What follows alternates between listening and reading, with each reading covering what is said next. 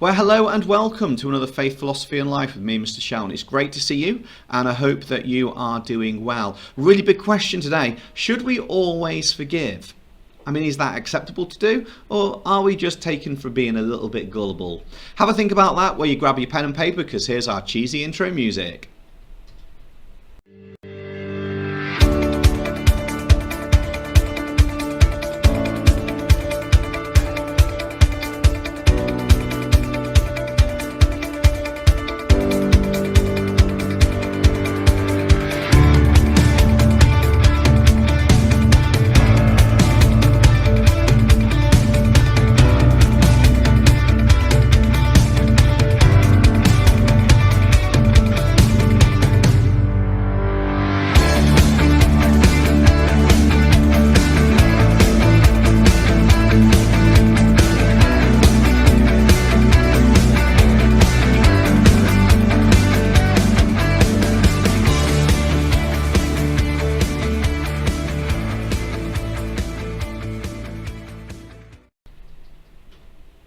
Okay, so forgiveness is a really difficult one.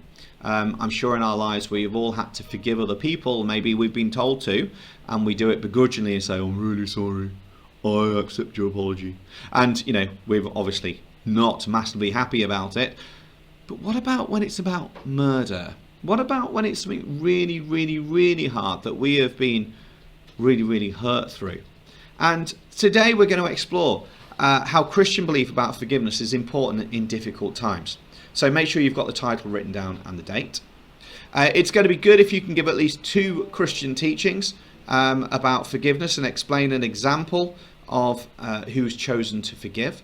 Great if you can give at least 3 examples of Christian teachings about forgiveness and give an example of a Christian who's chosen to forgive, referring back to specific beliefs. And even better if you can give a go at an exam answer, because ultimately that is why we're doing what we're doing. Yes, it helps us in life and we need to know this information, but obviously we're aiming towards an exam at the end of this as well. So you need to know how it fits together. So we're going to look at some Bible quotes. We've got a media clip with someone called Anthony Walker and G. Walker. There's a worksheet to complete and there's a B question as well. So let's just start looking at these. I would like you to have a think. Would you forgive in these 2 situations or not, and why? Maybe send a message to a friend on WhatsApp or Messenger, say, I'm doing this lesson on faith, philosophy and life, Mr. Shelton. I don't think I'd forgive this. What do you think? And get a little discussion going. Maybe make a few notes in your book as well. And when you've done that, come back to me.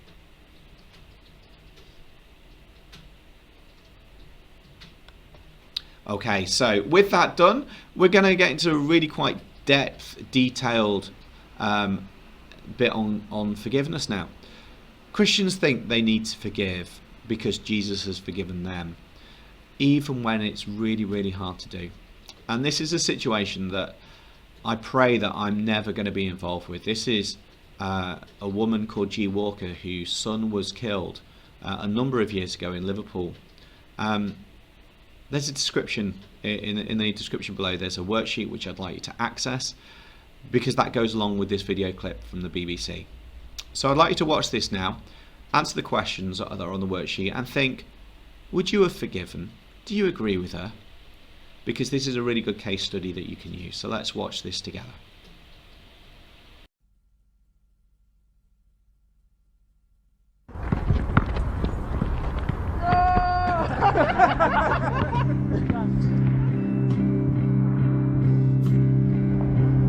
What happens when you are not the direct victim?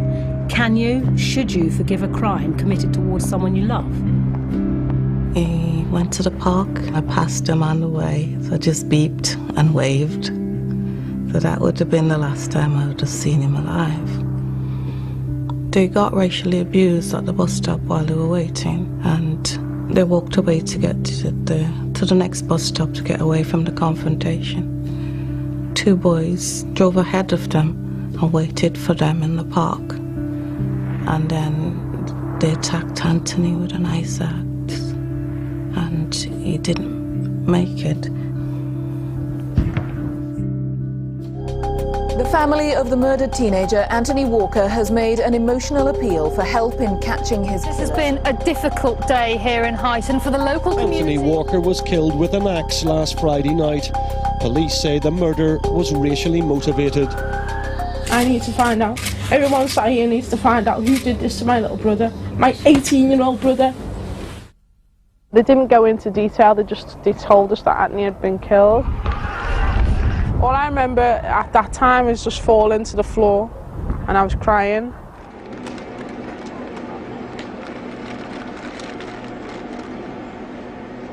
He had a lot of potential. He just loved playing basketball. He was a nice guy.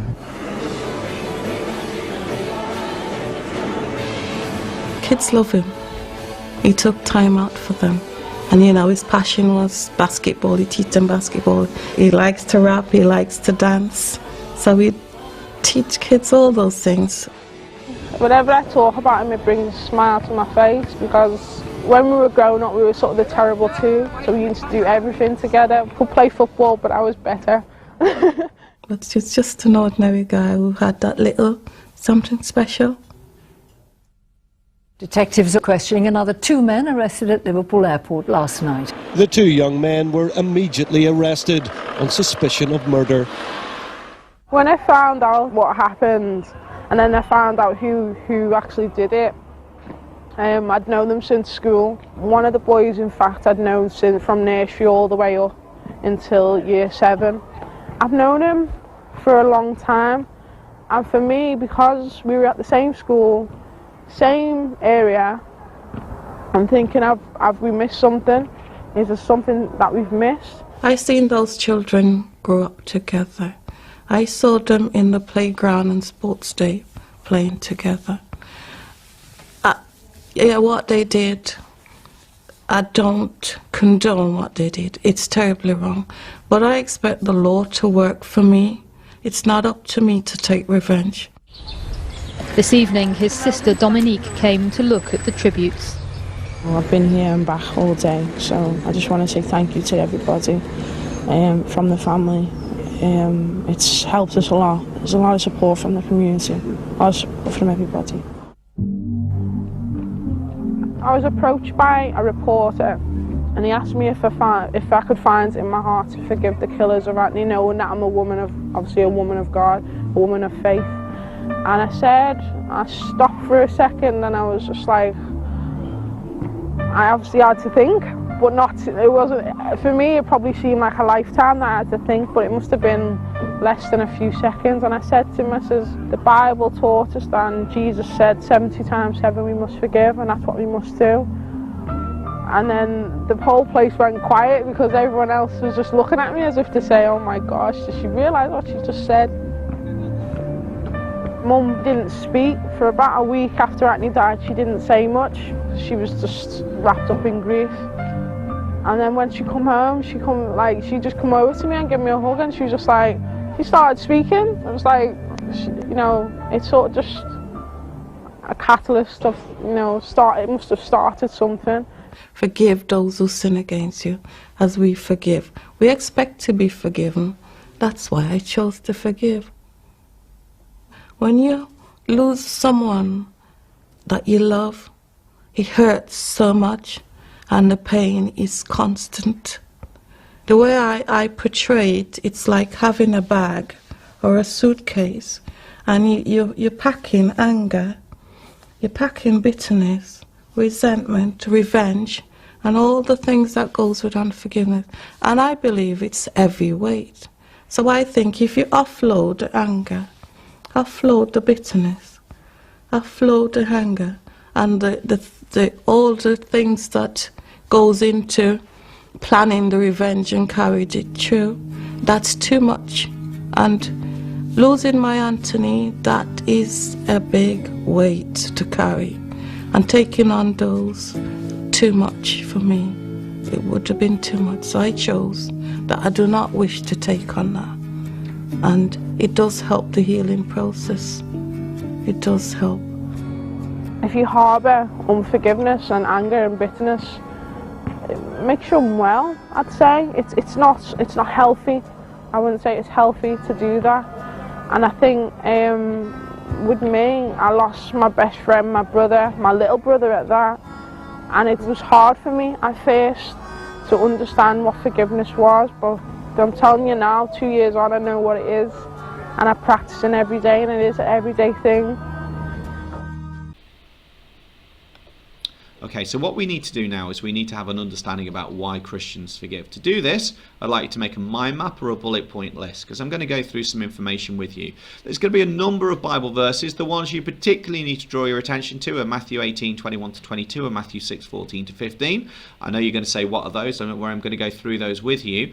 And I'd like you to do around your mind map to pull out and to explain each one briefly and what it means. So you're going to have to read the quote and then say what you think that quote means. I'm not going to narrate these. You're going to have to pause these as you go. Here's our first one.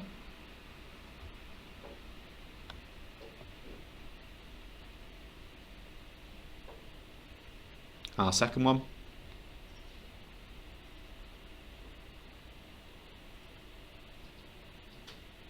Our third one.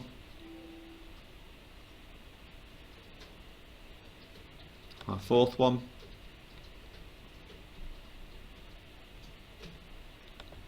And our fifth one. And one more for good measure.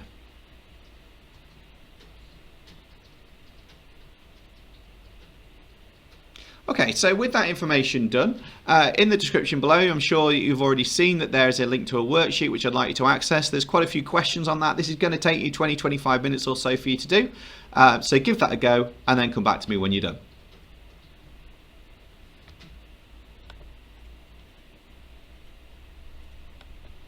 Lovely. So what we've said then this lesson, it'd be good if you give 2 examples of Christian teachings. Hopefully you've done that. Think back to your tool items as well.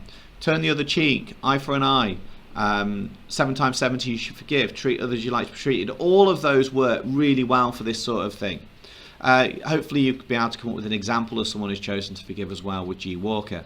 If you can do that and you can retell all those quotes, that will be your great done. So now we just need to look at our final part, which is the B question. So let's just work out how we need to do this question. It's a part 3 question, so it's worth 5 marks. So what you need to do with this is you need to give 2 reasons for religious beliefs about the question that you're asked, and then you need to use a sacred text to go with it. So my suggestion is you to do a point and explain, another point and explain, and then make sure you've got a quote, maybe one of the tool items, God jitters or Judaism shaman quotes that we've talked about, to put in within that as well, explaining it and linking it back to the question. So you need 2 little paragraphs which do include the teaching, the biblical teaching as well.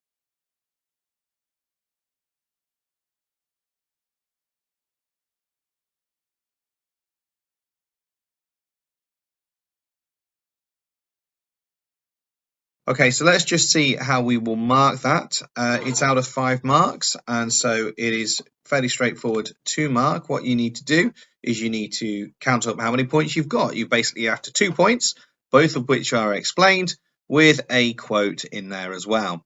And you can see very simply on the screen how that needs to be done. So give yourself a mark, and then maybe set yourself a target to work on for next time as well. I'm going to leave it there. Thanks very much for your time. You've done brilliantly today. Take care of yourself. Stay safe. Wash hands. God bless you. And I'll see you soon.